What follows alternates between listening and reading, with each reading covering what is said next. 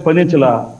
ఒక 2 సార్లు ముఖ్యమంత్రి అయిన ఒక మహానేత, లేదంటే మాజీ రాజశేఖర రెడ్డి గారి కుమారుడు మాజీ ముఖ్యమంత్రి స్పందించరా అండి? అంటే చిన్నప్పుడు ఉన్న చూసినటువంటి కన్సర్న్ కూడా ఆయన చేయడా? ఆయనకు బాధ్యత లేదా? అట్లా అనుకోవాలన్నా మేము? ఆఫ్రికన్ వద్దులే అనుకున్నాడు అనుకుందామా? అది తప్పు సార్. నేను ప్రతి డిబేట్లో ఆవేశం ఉంటే నేను ఎందుకు చెప్తున్నా అంటే, ఇక్కడ నా కులాన్ని తీసుకొచ్చి, నా నాయకుడు కులాన్ని తీసుకొచ్చి మాట్లాడుతుంటే ఆ వేదన, నాకు ఆ కుటుంబానికి జరిగిన వేదన నేను రెండు అంటే బేరీజు వేసుకుని మాట్లాడవలసిన అవసరం వస్తుంది. ఇక్కడ చిన్న సబ్మిషన్ కులాన్ని ఆపాదించి ఒక నిమిషం సార్, నేను మీ కంటిన్యూషన్ మీకు ఎక్స్టెన్షన్. అంటే ఇవాళ ఏంటంటే, ఇవాళ వర్మ గారు మాట్లాడినప్పుడు వాళ్ళ అమ్మగారి ప్రతిస్పందన ఏంటంటే, పవన్ కళ్యాణ్ గారి దగ్గర నుంచి అమ్మాయి మాట్లాడినప్పుడు సారీ తను మాట్లాడిన ప్రతిస్పందన ఏంటంటే, she anticipating Pawan Kalyan's response. రెండోది, పవన్ కళ్యాణ్ గారు ఎలక్షన్స్ ముందు కానీ ఎలక్షన్స్కి అయిన తర్వాత కానీ ఆయన ఇచ్చిన భరోసా ఏంటంటే, ఆడపిల్లల పట్ల ఎవడైనా ఏ పిచ్చి పని చేసినా ప్రతిస్పందన ఆయన దగ్గర నుంచి చాలా వైలెంట్గా ఉంటుందన్న ప్రాస్పెక్టివ్లోనే ఆయన మాట్లాడినప్పుడు ఎప్పుడు దసరా ఎప్పుడు ఇవ్వాలా. మీరు అజయ్ గారి మీద కన్సర్న్ చూపించినందుకు నేను అప్రిషియేట్ చేస్తాను. ఎందుకంటే ఇవాళ మీరు రూలింగ్ గవర్నమెంట్ లో ఉన్నప్పుడు ఆవేశంతో మమ్మల్ని నాది ఒకే సెంటెన్స్ అయిపోతుంది, మీరే మాడతారు.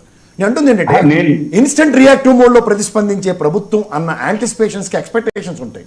ఇందాక అజయ్ కూడా మాట్లాడుతూ ఆయన ఏమన్నాడంటే, గత ప్రభుత్వంలో జరిగిన వాడినప్పుడు ప్రజా తీర్పుకు మీకు ఏమి ఇచ్చారంటే 164 మ్యాండేట్ ఇచ్చారు. ఇప్పుడు మీ మీద ఉన్న ఎక్స్పెక్టేషన్స్ అంటే ఇలాంటివి పునరావృతం కాకుండా ఉంటాయని.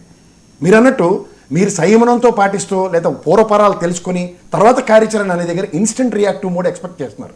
ఇవాళ గౌరవ్ సజ్జనార్ గారు గతంలో రాజశేఖర రెడ్డి గవర్నమెంట్లో కానీ లేదా కేసీఆర్ గారి గవర్నమెంట్లో కానీ ప్రతిస్పందన అన్నప్పుడు ఈ ఆడపిల్ల మీద జరిగిన తీవ్రతకి ఒక ప్రభుత్వ పరంగా ఇచ్చిన చేతావని ఆ దెబ్బకి మీరు ఎన్నైనా చెప్పండి, కొన్ని ఘటనలు పునరావృతం కాకుండా ఇది ఎక్స్పెక్టేషన్, ఇది గ్రహించండి. అంతకన్నా ఇంకెళ్ళలేదు సార్. నేనేమంటున్నా అంటే, మేము ఇక్కడ కులాల ప్రస్తావన తీసుకురావడం లేదు. నేను కులం గురించి వచ్చినప్పుడు అంటూనే కాపు కులం అని అడుగుతున్నారు. నేను ఆ కన్సర్న్ కు వాళ్ళకి థ్యాంక్స్ చెప్తున్నా. బట్ వాళ్ళకున్న కన్సర్న్ ఆ నాయకులు ఎందుకు మాట్లాడలేకపోతున్నారు అన్న దానికి వాళ్ళ దగ్గర ఆన్సర్ ఉంది. ఇలా జరగడం అన్యాయం అని దసరా రోజు జరిగితే ఇప్పటి వరకు ఎందుకు మాజీ ముఖ్యమంత్రి గారు స్పందించలేదంటే ఏం చెప్తారు వీళ్ళు? అంటే వాళ్ళందరూ వచ్చి మా లాగిన్లోకి వచ్చి మా ఐడీల్లోకి వచ్చి, మీరు మనుషులా, మీకు మానవత్వం ఉందా, మీకు తెలియదు, అది ఎవరెవరు రోజు వచ్చి ఎట్లా అంటే వాళ్ళు ఎందుకు ఆ కన్సర్న్ చూపించడం లేదు అక్కడ? అంటే వచ్చి ఇక్కడ ఈ కులాల చిచ్చు ప్రేరేపించడానికి ప్రయత్నం చేస్తున్నారే కానీ వాళ్ళ మీద ప్రేమ లేదు. అర్థం చేసుకోవాలి మీరు వర్మ గారు. అక్కడ చనిపోయిన సంఘటన కానీ వాళ్ళకి ఏదైనా చేద్దాం అనేది 0.001% కూడా లేదు. వాళ్ళు ఇప్పుడు ఏం చేయాలి? ఈ కాపులందరినీ రెచ్చగొట్టాలి. మనం ఉన్న వాళ్ళని మీరు కూడా మాట్లాడాలి, సమంజసం కాదన్న.